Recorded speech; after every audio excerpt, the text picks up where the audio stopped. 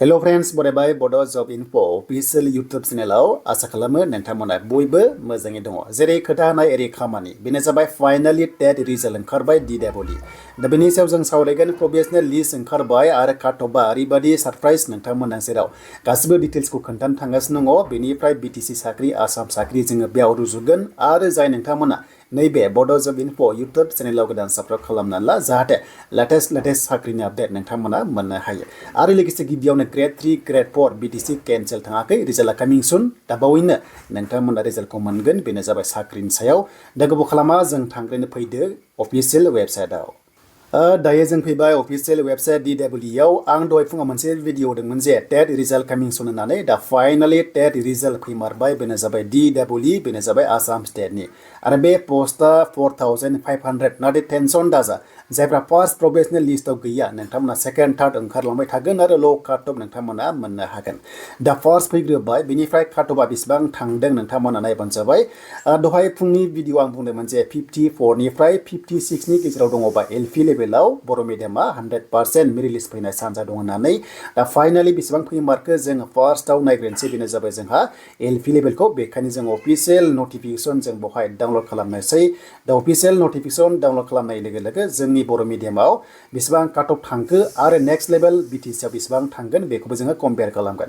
दा नायदो नै जों डाइरेक्ट BTC नि एक्चुअलि BTC नङा बियो डाइरेक्ट जोङो बर' मिडियामखौ नायनोसै। अके स' बर' मिडियाम होनोबा जोंहा बबे डिस्ट्रिक्टआव बर' मिडियाम स्कुल दंनो बेनो जाबाय बिसनाथआव दङ, धेमाजि दङ, गवालपारा दङ, लखिमपुर दङ, बेनिफ्राय मरिगाव आरो सनितपुर जों बेवहाय मोननो हादों।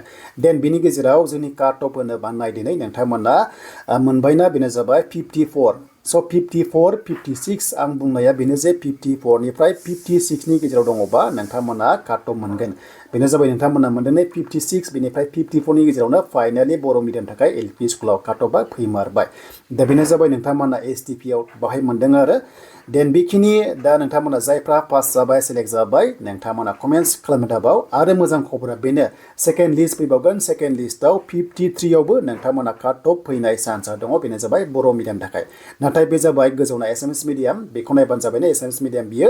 देन एसामिस मिडियामावबो जोंनि बर' STफ्रा मोनो नालाय साफा सानै मिडियाम दङ बेखौ नायबानो जाबायनो 60+, 55+ बिदि थांदों आरो। स' दानिया जों बेखौ मोनथिबाय। दा जोङो नेक्स्ट लेभेल बेक थांनानै UPआव आं बुंदोंमोन जे 64+ थांनो हागौ होननानै दा बेसेबां थांखो जों बेखौ UP लेभेलखौ नायोबा नाथाय मोनसे बाथ्रा UPआव बर' मिडियाम गैया नालाय आसाम स्टेटआव अब्लाबो एसामिसफोरनि काटअफआ बेसेबां थांदों STPआव जों बेखौ नायगोन आरो बे जाबाय नोंथांमोना UP लेभेलाव दा बेखायनो STP नायोबा नोंथांमोना मोनदों 63, 64 बेबादिनो 66, 65 सेम टु सेम सिमिलारिटि दङ आरो नोंथांमोना बेखिनिखौ मोननो हाबाय आरो।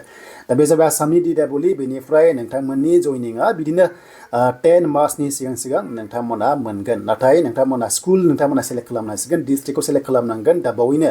दा बेनिखायनो नैबेहाय नोंथांमोना प्रभिजनेल लिस्टखौ नायनोबा नैबावहाय क्लिक खालामनांगोन दे लिंकआ बेनो जों बेयाव क्लिक खालामनांगोन आरो क्लिक खालामनाय लोगो लोगो नोंथांमोननि माखासे डिटेल्स दङ जों बेखौ मोननो हायो। नै नोंथांमोननि रेजिस्टार नाम्बार पासवर्डखौ होनानै लगइन खालामनांगौ आरो बावदोंब्ला नोंथांमोना फरगटआव होबानो रिकभारि खालामनानै लानो हागोन आरो BTCआबो बेबादि नोंथांमोना सेम प्रसेसआव थांनांगोन। आसामाथ' मोनबाय नोंथांमोना ट्रास्ट खालामबाय जानांगौ एसेब्लाबो जे रिजाल्टआ फैगासिनो होननानै दा फाइनालि दिनै प्रभिजनेल फार्स्ट लिस्टआ फैमारबाय। दानिया जों BTCआव क्लिक खालामसै। दा BTCआव क्लिक खालामनाय लोगो लोगो डकुमेन्टस भेरिफिकेसना बेनो जाबाय लास्ट डेट मैयामोन बेनो जाबाय 18 फेब्रुवारि। दा खामानिया जागासिनो दङ बेनो जाबाय सलिस खालामनाय। अब्ला नोंथांमोननि रिजाल्टआ जायखिजाया 25, 26 आरो 27आव गनायनि चान्सआ दङ बेनो जाबाय फाइनेल मेरिट लिस्टआ। नाथाय टेकनिकेल इसु जाबाय एसे लेटबो जानो हागौ आरो दा बावैनो जायखिजाया टाइमावनो फिक्स टाइम बुंनो हाया जायखिजाया टाइमावनो एलपिनि काटअफ आरो नोंथांमोननि UP लेभेलनि काटअफ BTCनाबो फैनो हागौ आरो जायखिजाया टेन्टेटिभ डेटआ बेनो 25 फेब्रुवारि उनाव एबा बेखिनियाव नोंथांमोना मोननो हागौ बेनो जाबाय काटअफ।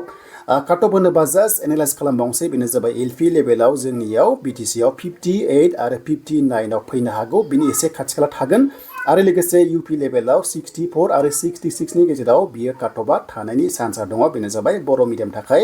एसामिस मिडियाम UP लेभेलाव हमना ला 68 एबा 69 जास्ट एग्जाम्पल बेनिफ्राय एलपि लेभेलाव हमना ला 61 बा 62 एसामिस मिडियामावहाय बियो थानांगौ BTCआव आरो दा बेखिनियानो। देन बेनिफ्राय लास्टलि बेनो जाबाय ग्रेड 3 आरो ग्रेड 4आ दासिमबो केन्सेल जायाखै बेबो रिजाल्टआ फेब्रुवारि लास्ट उइकआव फैनाय चान्सआ दङ ग्रेड 4 हिसाबै आरो HS लेभेलनि ग्रेड 3 हिसाबै। दा बेनो दिनैनि थाखाय नोंथांमोननि लेटेस्ट आपडेट